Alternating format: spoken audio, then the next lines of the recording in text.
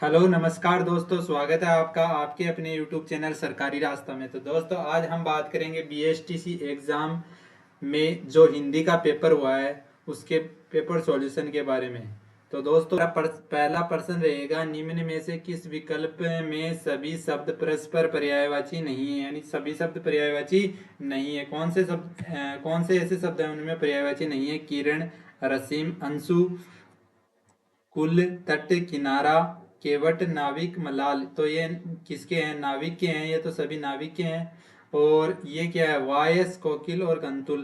तो कोकिल और कंतुल और वायस ये क्या है? अपर्यायवाची है, यानी इनमें से एक क्या है? पर्यायवाची नहीं है।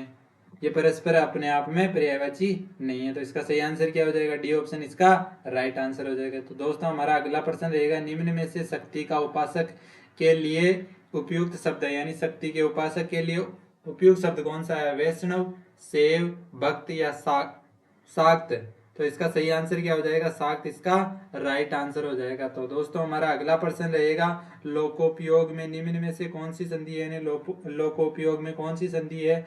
गुण संधि है, वृद्धि संधि है, व्यंजन संधि है, विसर्ग संधि है। तो इसमें कौन सी संधि हो जाएगी? इसमें गुण संधि राइट आंसर हो जाएगा। तो दोस्तों हमारा अगला प्रश्न रहेगा, निम्न में से किस भाववाचक तदित प्रत्यय से बना शब्द है, यानी तदित प्रत्यय से शब्द कौन सा बना है? तो बुडोती।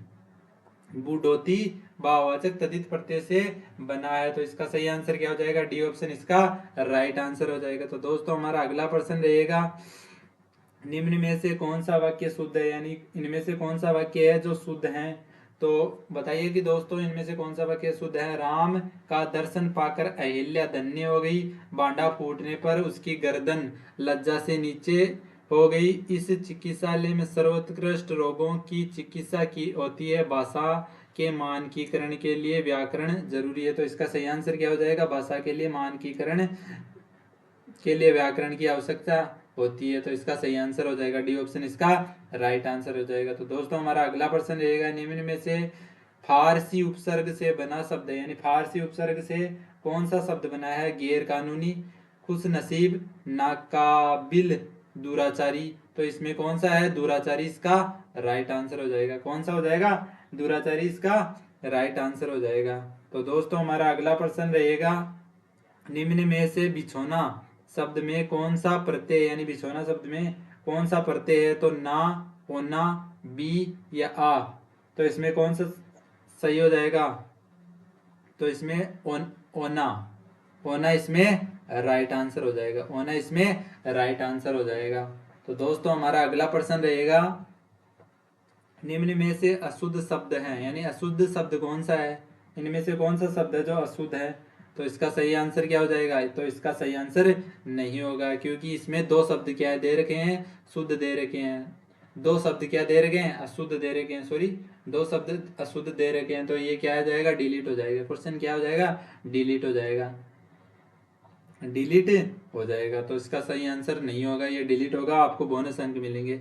तो दोस्तों हमारा अगला प्रश्न रहेगा, छछूंदर के सिर पर चमेली का तेल कहावत में निम्न में से अर्थ है, यानी छछूंदर के सिर पे चमेली का तेल कहावत में कौन सा अर्थ होगा? अपनी हैसियत से अधिक से की बघारना, रुख देखकर बर्ताव करना, सी है विचारों के अनुसार फल मिलता है, अयोग्य व्यक्ति को अयोग्य व्यक्ति अच्छी कीमती वस्तु मिलना, अयोग्य व्यक्ति को अच्छी कीमती वस्तु मिलना इसका राइट आंसर हो जाएगा। डी ऑप्शन इसका राइट आंसर हो जाएगा। तो दोस्तों हमारा अगला प्रश्न रहेगा, निम्न में से संयुक्त वाक्य का उदाहरण, यानी संयुक्त वाक्य कौन से में है? तो इनमें से कौन सा वाक्य है जो संयुक्त वाक्य है? वह पुस्तक पढ़ते पढ़ते सो गया, मैं दिल्ली और मेरी पत्नी आगरा, मैं दिल्ली गया और मेरी पत्नी आगरा गई, मैंने वही मकान खरीदा जहां आप रहते हैं, वहाँ वहाँ लड़का बहुत बीमार है जो कल आया था। यानी इसमें कौन सा ऑप्शन हो जाएगा? तो बी ऑप्शन इसमें राइट आंसर हो जाएगा, क्योंकि संयुक्त रूप और से ये संयुक्त हो रहा है। तो इसका सही आंसर क्या हो जाएगा? बी ऑप्शन इसका राइट आंसर हो जाएगा। तो दोस्तों हमारा अगला प्रश्न रहेगा, आंखों से परे के लिए उपयुक्त एक शब्द है, यानी आंखों से परे के लिए एक उपयुक्त शब्द कौन सा है? तो प्रत्यक्ष, परोक्ष, जन्मांध या दूरदर्शी। तो इसमें कौन सा ऑप्शन हो जाएगा? तो इसमें परोक्ष हो जाएगा।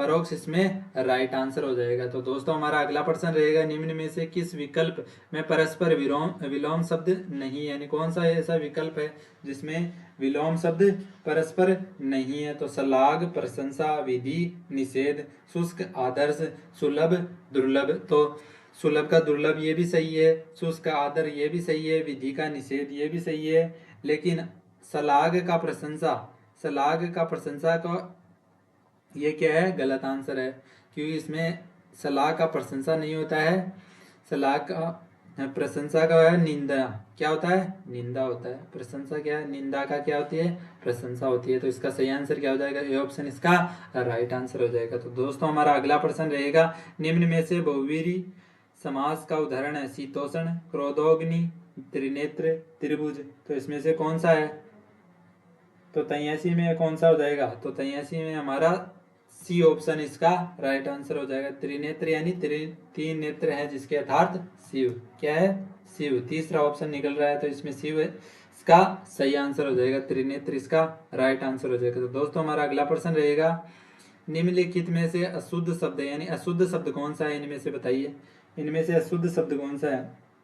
तो इनमें से अशुद्ध है एकत्र, नीरस या मंत्री मंडल। मंत्रिमंडल में मंत्री त्री की मात्रा छोटी आएगी, ये क्या है, अशुद्ध शब्द है, इसमें अशुद्ध शब्द है। तो दोस्तों हमारा अगला प्रश्न रहेगा, निम्न में से सही संधि विच्छेद है, यानी इनमें से कौन सा है जिसका सही संधि विच्छेद किया गया है। षड आनन, दिग्विजय, वागीश या षणमास। तो इसमें कौन सा सही है, इसमें दिग्विजय, दिग्विजय का सही संधि विच्छेद किया गया है। तो इसका सही आंसर हो जाएगा दिग्विजय, बी ऑप्शन इसका राइट आंसर हो जाएगा। तो दोस्तों हमारा अगला प्रश्न रहेगा, निम्न में से भवन और भुवन शब्द युग्म का सही अर्थ है। भवन और भुवन शब्द का सही अर्थ क्या होगा, तो घर और संसार। घर और संसार, भव का अर्थ भवन का अर्थ होता है घर, और भुवन का अर्थ होता है संसार, इसका राइट आंसर हो जाएगा। तो दोस्तों हमारा अगला प्रश्न रहेगा, निम्न में से अन्वेषण का संधि विच्छेद है, यानी अन्वेषण का संधि विच्छेद कौन सा है। तो 187वें प्रश्न में देखिए, अन्वेषण का संधि विच्छेद कौन सा होगा। तो अन्वेषण का संधि विच्छेद होगा अनु प्लस ऐसण, अनु प्लस ऐसण इसका राइट आंसर हो जाएगा। तो इसका ए ऑप्शन इसका राइट आंसर हो जाएगा। तो दोस्तों हमारा अगला प्रश्न रहेगा, निम्न में से संप्रदान तत्पुरुष का उदाहरण है, यानी संप्रदान तत्पुरुष का उदाहरण कौन सा है। हवन सामग्री, तुलसीकृत, दरअसल या जलवायु। तो कौन सा हो जाएगा इसमें, ए ऑप्शन इसका राइट आंसर हो जाएगा। हवन के लिए सामग्री, हवन सामग्री संबंध संप्रदान तत्पुरुष समास इसमें हो जाएगा हवन सामग्री में, ए ऑप्शन इसका राइट आंसर हो जाएगा। तो दोस्तों हमारा अगला प्रश्न रहेगा, निम्न में से कौन सा युग्म शुद्ध है, यानी कौन सा युग्म शुद्ध है। प्रस्थान, आगमन, निष्काम, सकाम, राग, राग का द्वेष होता, करुण को निष्ठुर। तो राग का द्वेष होता, तो इसका सही आंसर क्या हो जाएगा, तो इसका सही आंसर हो जाएगा सी ऑप्शन इसका राइट आंसर हो जाएगा। राग का द्वेष, द्वेष इसका सही आंसर होता, लेकिन ये राग का रंग दे रखा है इसलिए अशुद्ध हो गया। तो दोस्तों हमारा अगला प्रश्न रहेगा, निम्न में से पंचरत्न का सही समास विग्रह, यानी पंचरत्न का कौन सा समास विग्रह एकदम सही है। तो दोस्तों देखिए पंचरत्न में कौन सा समास विग्रह सही है, पंच और रतन, पंच और रतन, पंच और रतन इसका सही समास विग्रह है, बी ऑप्शन सॉरी दोस्तों, इसका सही समास विग्रह होगा पांच रत्नों का समाहार द्विगु समास, क्योंकि इसमें 5 संख्या दे रखी है ना, संख्या दे रखी है, तो ये क्या है, संख्यावाचक हो गया, संख्यावाचक हो गया। तो संख्यावाचक में कौन सा समास होता है, तो द्विगु समास इसमें संख्या दर्शा रहा है, तो इसमें सही आंसर क्या हो जाएगा, सी ऑप्शन इसका राइट आंसर हो जाएगा। क्या हो जाएगा, सी ऑप्शन इसका राइट आंसर हो जाएगा। तो दोस्तों हमारा अगला प्रश्न रहेगा, निम्न में से सौ उपसर्ग युक्त शब्द, यानी सौ उपसर्ग से कौन सा शब्द बना है। तो सौ उपसर्ग में सौ उपसर्ग से कौन सा शब्द बनाया, तो इसमें ये नहीं पूछना चाहिए था, ये पूछना चाहिए था कि सौ उपसर्ग से कौन सा शब्द नहीं बनाया, क्योंकि स्वेच्छा, सौपन और सौ काम में तीनों में सौ उपसर्ग है, इसलिए ये पर्सन डिलीट हो जाएगा। क्या हो जाएगा? डिलीट हो जाएगा। 91% क्या हो जाएगा? डिलीट हो जाएगा। क्या हो जाएगा? डिलीट हो जाएगा। और आपको बोनस अंक मिलेंगे। क्या मिलेंगे? बोनस अंक मिलेंगे। तो हमारा 192% रहेगा निम्न में से शुद्ध शब्द, यानी इनमें से कौन सा शब्द है जो कि शुद्ध है और बाकी तीनों क्या है? अशुद्ध है। तो इनमें से कौन सा है? मृदंग, उज्ज्वल और अत्योक्ति और निरोग। तो कौन सा शब्द है? निरोग इसमें क्या है? शुद्ध शब्द है। क्या है? डी ऑप्शन इसमें राइट आंसर हो जाएगा। तो दोस्तों हमारा अगला प्रश्न रहेगा, जंगल में लगने वाली आग के लिए निम्न में से एक शब्द है, यानी जंगल में जो आग लगती है उसके लिए कौन सा एक शब्द है? तो दावानल। उसे क्या कहते हैं? दावानल। जंगल की आग को कहते हैं दावानल कहते हैं। तो इसका बी ऑप्शन इसका राइट आंसर हो जाएगा। तो दोस्तों हमारा अगला प्रश्न रहेगा, निम्न में से अबज और अबद शब्द शब्द युग्म का सही अर्थ है। अबद और अब्ज और अबद शब्द का सही युग्म कौन सा होगा?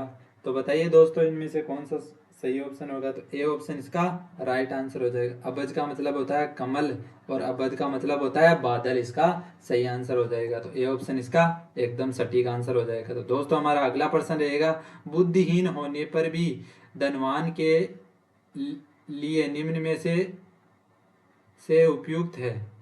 यानी बुद्धिहीन होने पर भी धनवान, यानी बुद्धिहीन होने पर भी धनवान के लिए निम्न में से उपयुक्त है, यानी कौन सा इनमें लोकोक्ति है?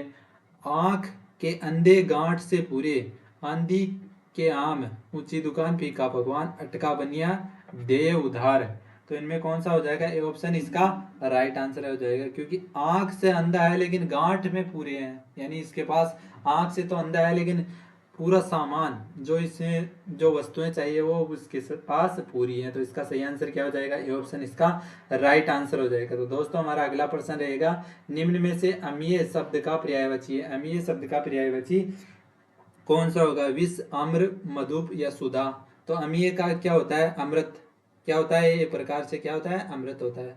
अमृत होता है। तो इसका सही आंसर क्या हो जाएगा? सुधा इसका राइट आंसर हो जाएगा।